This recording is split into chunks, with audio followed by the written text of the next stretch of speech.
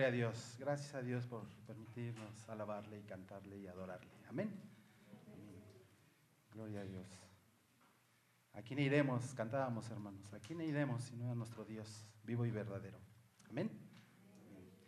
Voy a pedir que vayamos al libro de los Salmos, en el capítulo 27.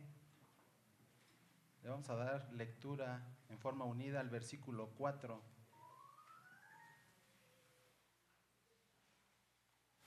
Libro de los Salmos, capítulo 27.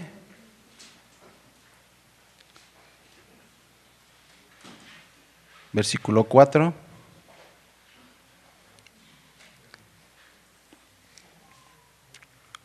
Lectura unida. ¿Ya lo tiene, hermano? Dice la palabra: una cosa he demandado al Señor, esta buscaré, que esté yo en la casa del Señor todos los días de mi vida, para contemplar la hermosura del Señor y para inquirir en su templo. Amén. Oremos, hermanos, por la palabra. Padre santo y bueno, agradecidos contigo por este tiempo de alabanza, Señor. Gracias porque ha sido bueno todo este tiempo, Señor. Ahora pues permite que sea tu Santo Espíritu obrando en cada uno de nosotros, Señor, y que podamos tener ese oído atento, ese corazón dispuesto, Señor, y que sigas tú hablando a nuestras vidas.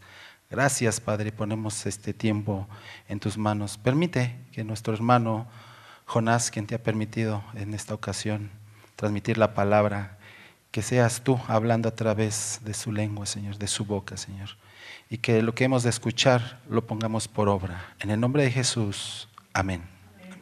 Doy paso a nuestro hermano.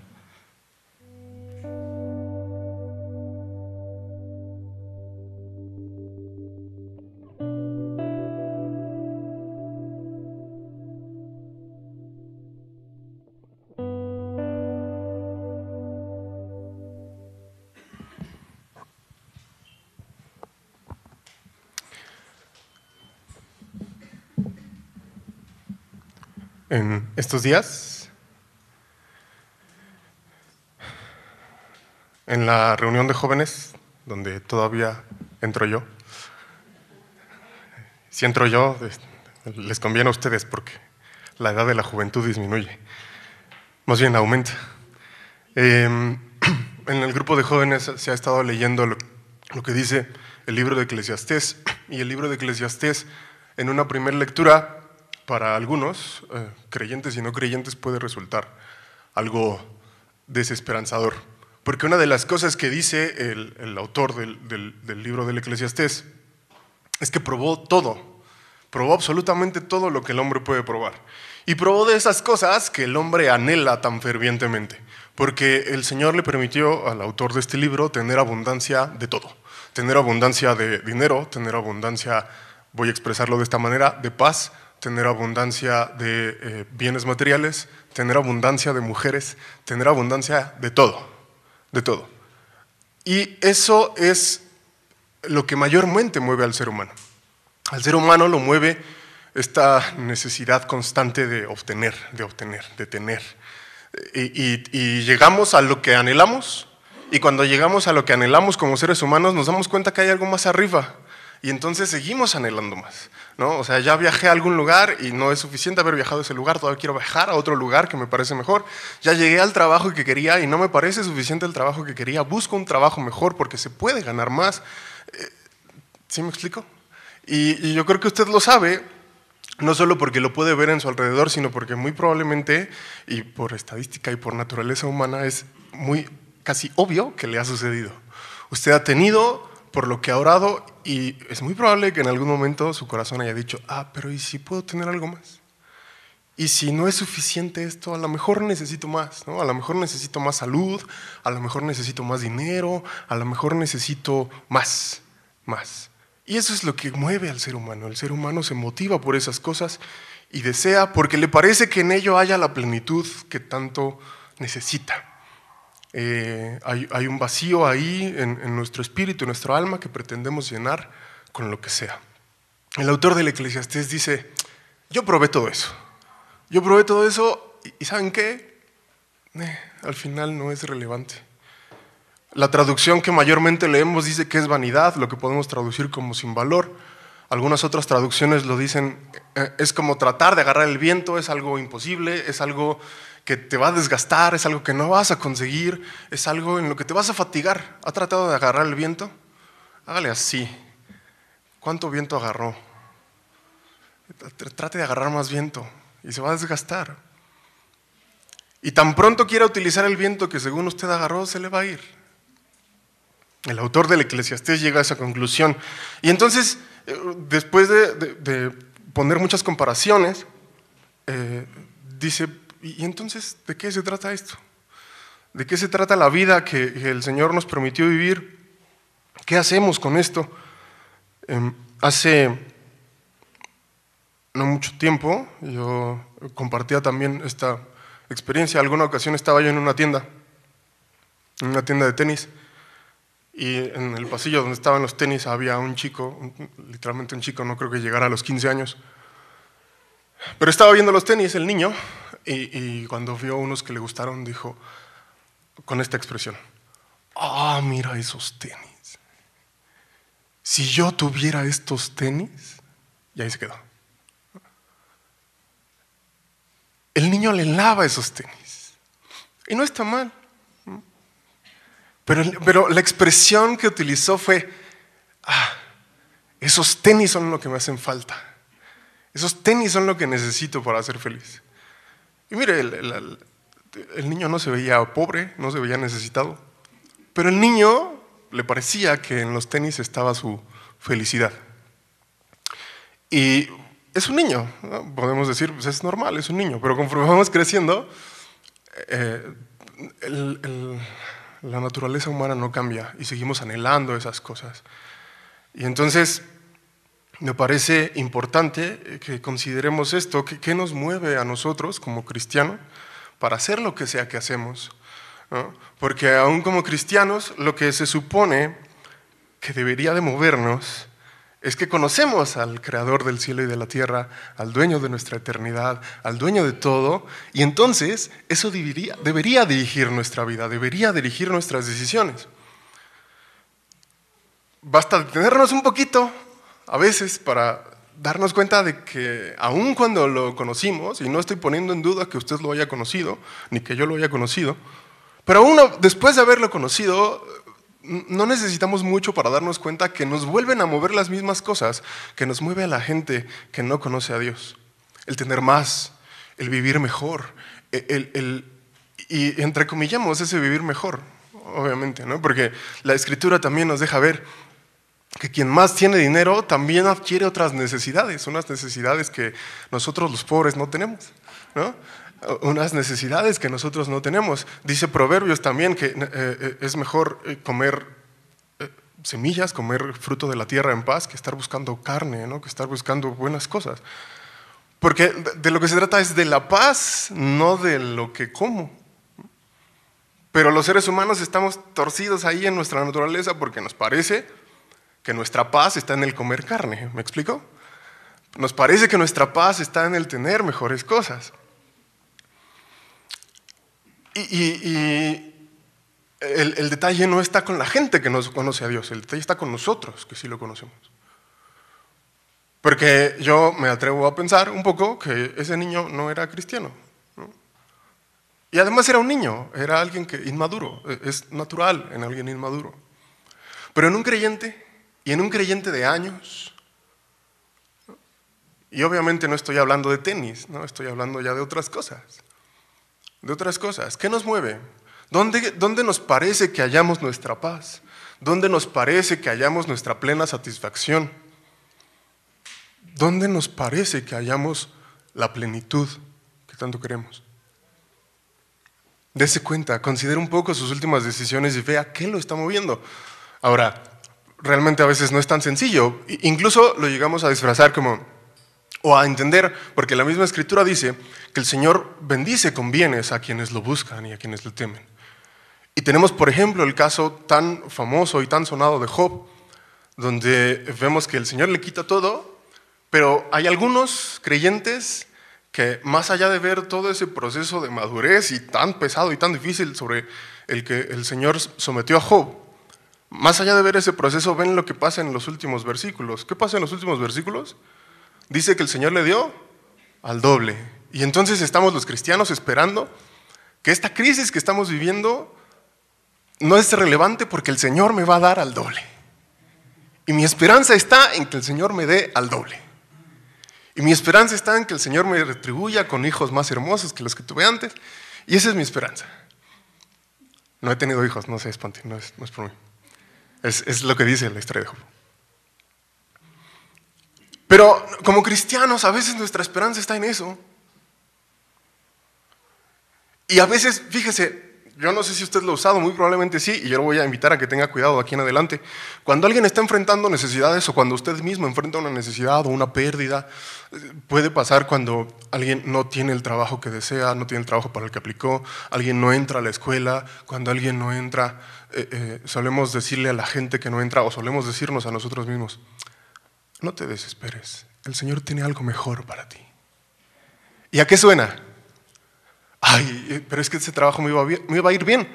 Si el Señor tiene algo mejor, en el otro trabajo me va a ir mejor que en este. ¿No suena eso? Ah, si en esta escuela me iba a ir bien, yo creo que, y no entré, yo creo que en la que viene, porque el Señor tiene algo mejor para mí, me va a ir mejor. ¿No suena eso? ¿No es eso a veces lo que nos mueve? Y mire, estoy hablando de esto porque también es algo que me ha sucedido a mí, por supuesto. ¿Ah? He vivido un poco, a veces, no siempre, pero con esta idea de, bueno, es que algo el Señor tiene para ti.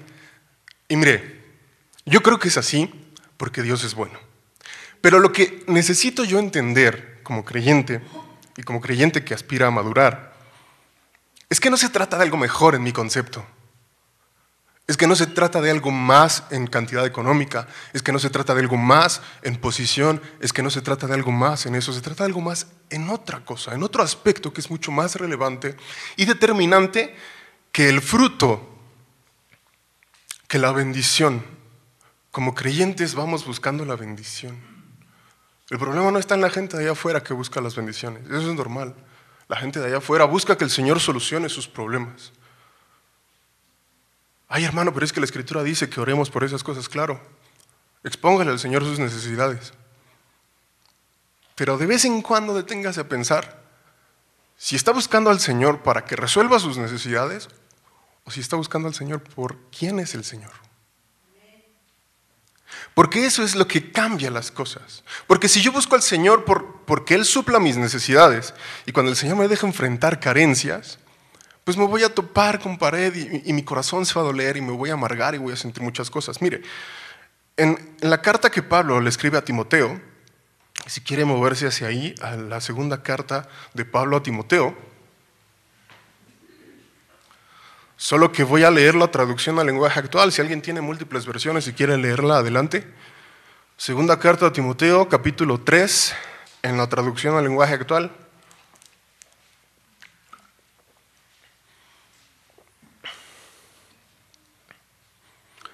Dice lo siguiente, a partir del versículo 1, segunda a Timoteo, capítulo 3. Debes saber también que en los últimos días, antes de que llegue el fin del mundo, la gente enfrentará muchas dificultades. De cajón, no hay más. Pero sigue, habrá gente egoísta, interesada solamente en ganar más y más dinero. También habrá gente orgullosa que se creerá más importante que los demás. No respetarán a Dios ni obedecerán a sus padres, sino que serán malagradecidos y ofenderán a todos. Serán crueles y violentos, no podrán dominar sus malos deseos, se llenarán de odio, dirán mentiras acerca de los demás y odiarán todo lo que es bueno. No se podrá confiar en esos orgullosos porque actuarán sin pensar. En vez de obedecer a Dios, solo harán lo que les venga en gana. Y me parece relevante el siguiente versículo. Dirán que aman y respetan a Dios, pero con su conducta demostrarán lo contrario. Si leyéramos el resto de los versículos anteriores, del 1 al 4, podríamos decir, ay, bueno, es la gente de afuera. Es la gente del mundo. La gente del mundo así se conduce. Pero el versículo 5 dice, dirán que aman y respetan a Dios, pero con su conducta demostrarán lo contrario. Van a decir que aman a Dios, pero van a ser orgullosos. Van a decir que aman a Dios, pero no lo van a respetar. Van a decir que aman a Dios, pero van a ser malagradecidos. Van a decir que aman a Dios, pero buscarán tener más y más dinero. Eso. Van a decir que aman a Dios, pero van a estar atorados en conductas que son contrarias a lo que Dios hace. Hay un grupo de gente que ha tomado lo que dice la Biblia y públicamente dice que sigue a Jesús y que ama a Jesús, que son seguidores de Jesús. Curiosamente no se autodenominan cristianos, se denominan seguidores de Jesús. Y lo que buscan es lo que Jesús hace, por ejemplo, en los evangelios, cuando sana enfermos, o cuando prospera a la gente, o cuando bendice a los hambrientos. Eso es lo que buscan, y abiertamente lo dicen. Y creen que por tener, así lo expresan ellos, que por tener una relación con Jesús, eso es lo que Dios tiene que hacer con ellos. Y entonces es similar a lo que yo les decía en un momento. No los mueve Jesús, los mueve lo que Jesús hace. No los mueve Dios, los mueve lo que ellos creen que Dios les debe dar. Nosotros como cristianos. Mire, yo llevo aquí en esta iglesia mucho tiempo y yo he escuchado las predicaciones de aquí y nunca nos han dicho eso, ¿no? Pero no es necesario que nos lo digan, porque es necesario que de repente mi corazón sienta que yo he sido buen cristiano por mucho tiempo y entonces Dios me debe algo. Es necesario que yo crea que he ido a la iglesia todos los domingos como para creer que Dios me debe algo. Y es necesario que Dios no me dé lo que yo he pedido durante mucho tiempo para que yo me amargue. Y entonces diga, ay, el Señor no es bueno, el Señor me debe. Esa iglesia no es buena, esa iglesia me debe. ¿Sí me explico? Y eso sucedió porque mi atención no estaba puesta en Jesús, mi atención estaba puesta en otra cosa. Eso no quiere decir que de principio mi deseo no fuera Jesús, pero sí quiere decir que en algún momento perdí de vista las cosas. En el caso de lo que escribe Pablo a Timoteo, hay gente que abiertamente ya sabe consigo mismo que no está buscando a Jesús, que está buscando sus bendiciones.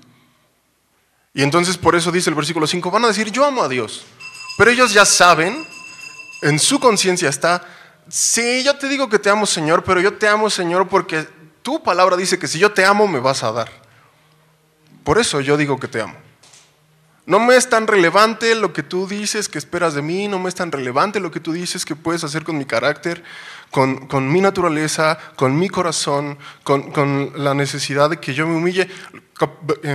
Versículos antes en esta carta a Timoteo, Pablo le dice a Timoteo, mira, tú sabes lo que he sufrido por el evangelio, cómo he sido puesto en cárceles, cómo he sido atormentado, cómo he sido...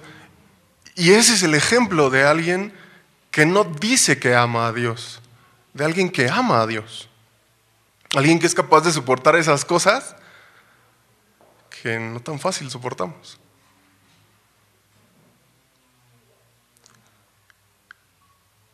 Y entonces menciono todo esto como para que hagamos una pausa sobre nosotros, no sobre los demás, no sobre el hermano que tengo junto, no sobre el hermano que he visto hace mucho tiempo que me parece que dejó de amar a Dios, no, sobre mí y decir, bueno, ¿qué ha motivado mis decisiones?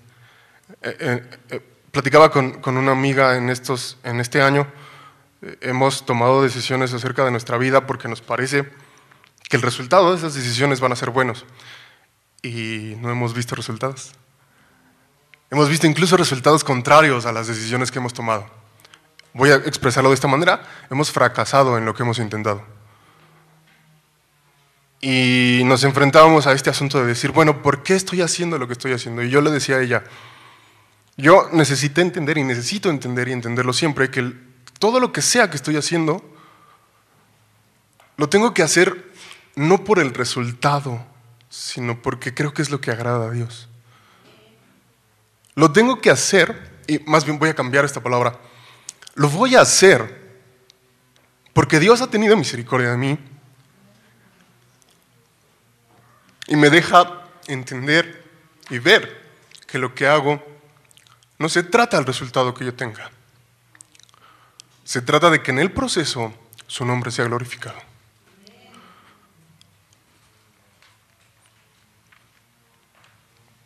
Y eso es lo que perdemos de vista en esta vida.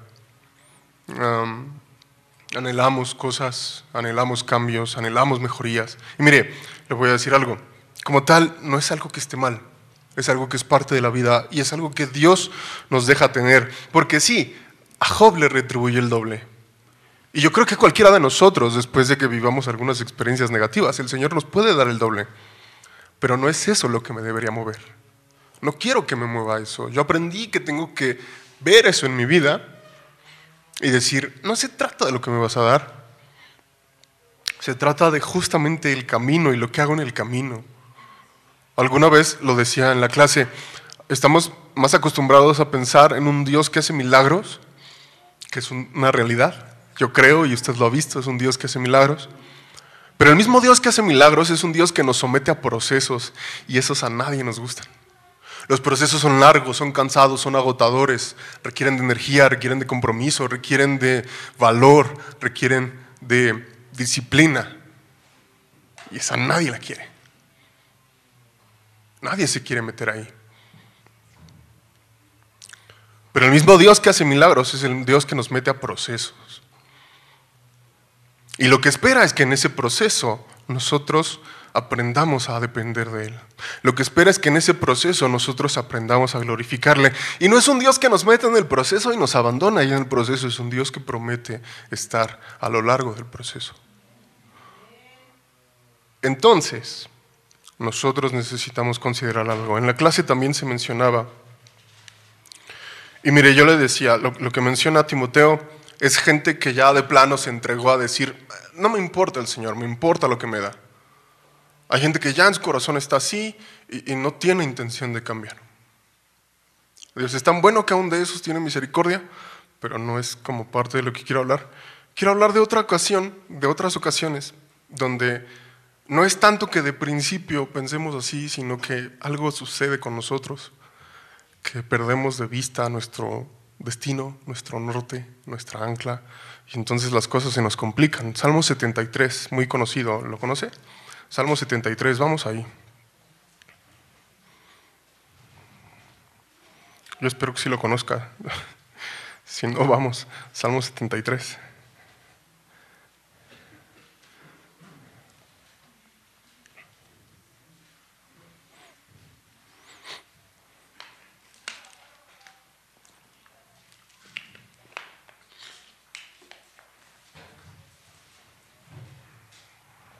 Comienza diciendo, Asaf,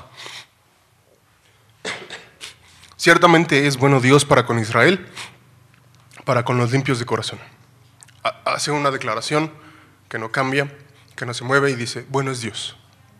Bueno es Dios, específicamente para con un grupo de personas, para con los limpios de corazón. Y dice, en cuanto a mí, casi se deslizaron mis pies, por poco resbalaron mis pasos. ¿Por qué? Porque tuve envidia de los arrogantes viendo la prosperidad de los impíos. Y entonces está Asaf, alguien que conoció a Dios, alguien que amó a Dios, alguien que buscó a Dios. Pero en ese caminar se dio cuenta que gente que no era tan santa como él le iba mejor en esta vida. Que gente que no era tan buena como él le iba mejor en esta vida. Y tenía lo que él tanto anhelaba. Y él conocía a Dios. Y él amaba a Dios. Y no niega una realidad. Hay una realidad que es que sí, usted y yo lo vemos. Hay gente que tiene bendiciones por todos lados. Y entonces él dice, eso hace que casi se deslicen mis pies.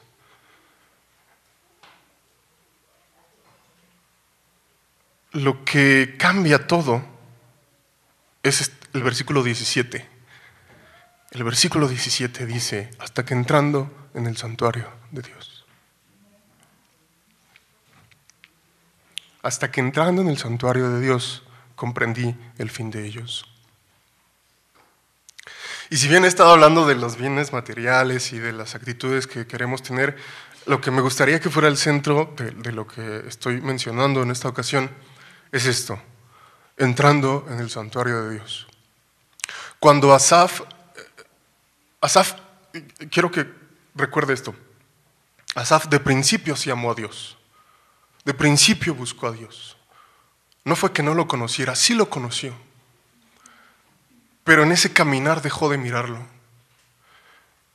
Y dice el versículo 17, hasta que entré en el santuario. Le voy a decir algo. Asaf había dejado de entrar en el santuario. O lo hacía, pero ya no lo hacía con la misma actitud. Asaf, por estarse fijando en lo que no tenía, había dejado de disfrutar de la presencia de Dios. Y ese me gustaría que fuera el centro de lo que estoy mencionando hoy. Y es a lo que quiero invitar que usted considere. ¿En dónde está su deleite? ¿En dónde está su razón de seguir a Dios? Su razón de amar a Dios. Lo que va a hacer que nuestra vida no se deslice, como decía al principio, que no se deslicen nuestros pies, es que ustedes y yo aprendamos a disfrutar de la presencia de Dios. Y no en la iglesia, y no en los martes, y no en los domingos, sino en mi intimidad, en mi relación. Porque si mi intimidad con Dios depende de los domingos y de que los hermanos de la alabanza toquen y canten bien, pues en esta iglesia a lo mejor no le sale tan bien, hermano. Yo estoy arriba, no creo que es contra ellos, es contra mí también.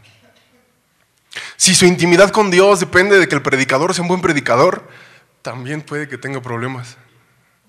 Si su intimidad con Dios depende de que en Instagram o en TikTok le aparezca una frase de esas que llegan y que lo confrontan, va a enfrentar problemas. A los que menciona Pablo, lo que menos los mueve es la presencia de Dios. Asaf lo conocía y en algún momento dejó de disfrutar de la presencia. Lo que yo tengo que aprender es a no esperar el resultado de mis decisiones. Es aprender a disfrutar de la presencia de Dios en el proceso que sea que esté enfrentando. Dice Asaf, hasta que entran en el santuario de Dios. Eso es lo que cambia las cosas. También de manera muy puntual en el libro de Éxodo, en el capítulo 33. Si gusta acompañarme, Éxodo 33.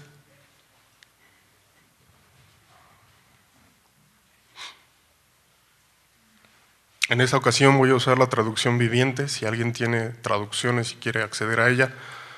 La traducción viviente. Éxodo 33. Al principio, en el versículo 1 dice, está el Señor hablando con Moisés. Después de que ya había el pueblo cruzado el Mar Rojo y estaba por entrar a la tierra que el Señor le había prometido. En el versículo 1 el Señor habla con Moisés y le dice, váyanse tú y el pueblo que sacaste de la tierra de Egipto, suban a la tierra que juré que dará a Abraham, a Isaac y a Jacob. A ellos les dije, les voy a dar esta tierra a sus descendientes. Voy a enviar un ángel delante de ti para expulsar a los cananeos, a los amorreos, los hititas, los fereceos, los heveos y los jebuseos. Suban a la tierra donde fluyen leche y miel. Sin embargo, yo no los acompañaré, porque son un pueblo terco y rebelde. Si lo hiciera, seguramente los destruiría en el camino. Dios habla con Moisés y les dice, ¿sabes qué? Voy a cumplir mi palabra. Porque eso dije que iba a hacer y voy a cumplir mi palabra, los voy a meter en la tierra que yo les dije que les iba a dar. Y fluye leche y miel y van a tener todo lo que yo les dije que les iba a dar. Y yo voy a enviar un ángel y el ángel va a limpiar toda esa tierra para que ustedes no tengan problemas. Y entonces, ¿qué podríamos decir? Gracias, Señor. Porque es lo que nos habías prometido y estás cumpliendo tu palabra. Pero les pone un pero. Les dice, ¿sabes qué? Van a entrar.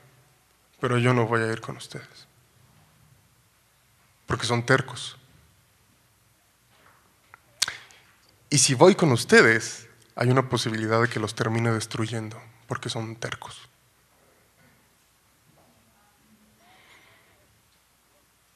¿Qué hacemos en esta posibilidad, hermano? Porque mire, lo que el Señor está diciendo es, yo te voy a dar lo que me estás pidiendo, yo te lo voy a dar, pero yo no voy a ir contigo. ¿Qué decimos? Gracias, Señor, porque yo sabía que tú me lo ibas a dar. ¿Eso decimos? Mucho más adelante, bueno, no mucho más adelante, en los versículos adelante, en el versículo 11, versículo 12 mejor. Un día Moisés le dijo al Señor: tú me estás diciendo, lleva a este pueblo a la tierra prometida, pero no me has dicho a quién enviarás conmigo. Me has dicho, yo te conozco por tu nombre y te miro con agrado. Si es cierto que me miras con buenos ojos, permíteme conocer tus caminos para que pueda comprender más a fondo y siga gozando de tu favor. Y recuerda que esta nación es tu propio pueblo. El Señor le respondió: yo mismo iré contigo, Moisés, y te daré descanso y todo te saldrá bien. Entonces Moisés insiste: si tú mismo no vienes con nosotros, no nos hagas salir de este lugar. Ay, Moisés, ¿no estás viendo que el Señor ya te iba a dar lo que querías? Lo que el pueblo estaba pidiendo, porque recuerde, el pueblo estaba enojado porque había salido de donde tenían las ollas de carne, de donde tenían las ollas con guisado, y entonces ya estaba cansado de estar en el desierto. ¿Qué anhelaba? La bendición del Señor. El pueblo anhelaba tanto la bendición del Señor que no fue capaz de disfrutar al Señor mismo. No fue capaz de disfrutar su presencia. Y entonces Moisés, un varón entendido, dice: Señor, es que no creo que eso funcione. No necesito ir yo solo, no necesito la tierra, necesito que tú vayas conmigo. Si tú mismo no vienes con nosotros, mejor no me hagas salir de aquí.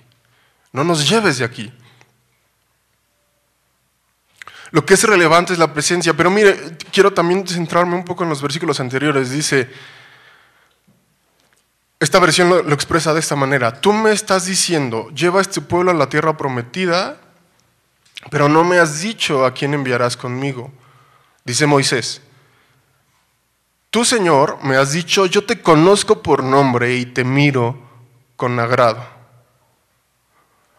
Y el versículo 16 dice: ¿cómo sabré que me miras con agrado si no vienes con nosotros? Tu presencia con nosotros es la que nos separa de todos los demás pueblos de la tierra.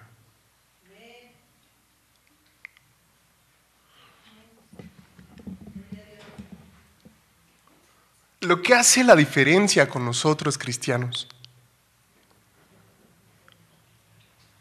no es cómo Dios bendice nuestra cuenta de banco, no es como Dios bendice mis estudios, no es como Dios bendice la casa que yo tengo, no es como Dios bendice a mi matrimonio. Estoy hablando por todos, no estoy hablando por mí. Esa no es la evidencia de que Dios está conmigo. La evidencia de que Dios está conmigo debe ser su presencia. Y su presencia me va a llevar a reconocer mi condición, a reconocer mi necesidad, a reconocer mi dependencia, a reconocer que no puedo ser soberbio, a reconocer que necesito ser humilde, a reconocer que necesito no solo a Dios, sino de los demás, que necesito de una iglesia, que necesito de un pastor, que necesito de autoridades. Y cuando todas esas cosas se prueben, cuando todas esas actitudes se revelen en mí, los que estamos en la clase del Salmo 1 estamos viendo precisamente el fruto, cuando todo ese fruto salga en mí, va a ser evidente la presencia de Dios conmigo, y eso debe ser lo relevante. La presencia de Dios conmigo es lo que me debe separar de la gente en mi trabajo, de la gente en mi escuela, de la gente en mi casa, cuando no son creyentes. La presencia de Dios es lo que debe importarme. Si en todo esto que yo he estado hablando usted cree que eso no es relevante o tiene conflictos con eso, hay dos posibilidades. Puede ser que usted no haya conocido al Señor y que usted todavía esté buscando únicamente la bendición del Señor. Se va a enfrentar con muchas dificultades, porque no va a saciar su alma, no va a saciar su corazón, y cada que logre lo que usted cree que necesita, se va a dar cuenta que sigue necesitando más. O hay otra posibilidad, que es que usted sí haya amado al Señor, sí haya conocido al Señor, pero en algún momento dejó de entrar en su santuario. Dejó de disfrutar su presencia. Y cuando el Señor le dijo, ¿sabes qué? Toma tus bendiciones, pero lo que yo he estado haciendo contigo te lo has estado perdiendo. La posibilidad que yo te doy de estar conmigo es la que te has estado perdiendo. Leíamos al principio con nuestro hermano Emilio, el Salmo 27:4 dice, David cuando escribe, en la versión que leemos es interesante cómo se traduce, porque dice, una cosa he demandado al Señor. No es solo le he pedido, sino que le he demandado. Yo quiero eso. David dice, a mí me importa que me des eso. ¿Qué es? Salmo 27:4. Estar yo en la casa del Señor, para inquirir en su templo, para disfrutar su presencia.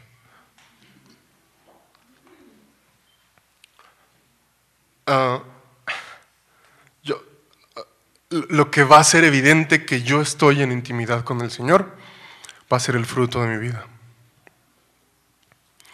Va a ser evidente que yo estoy en paz, va a ser evidente que no estoy amargado, va a ser evidente que no estoy buscando otra cosa. Y mire, hablo de esto por dos cosas. La primera es porque me ha pasado, obviamente sé de lo que estoy hablando, no lo digo con orgullo, pero sé que es esto. Porque mire, hay un riesgo ahí muy grande. Porque hay gente que seguimos viniendo a la iglesia, usted probablemente lo sepa, falto poco, constantemente estoy en este lugar, pero me he enfrentado al hecho de que casi resbalan mis pies. Y sencillamente eso tiene que ver con que de manera personal dejé de buscar su presencia. No hay otra razón. Y hablo de esto también porque es evidente en la vida de algunos que han dejado de disfrutar la presencia del Señor. Es evidente en la vida de algunos que no los mueve la presencia del Señor, que los mueve lo que el Señor hace, que los mueve lo que el Señor les da, que los mueve la respuesta que esperan a sus oraciones. Y la razón de expresar lo que estoy expresando es precisamente que hoy tenemos la oportunidad de volver a centrar nuestra vida y nuestras decisiones en su presencia.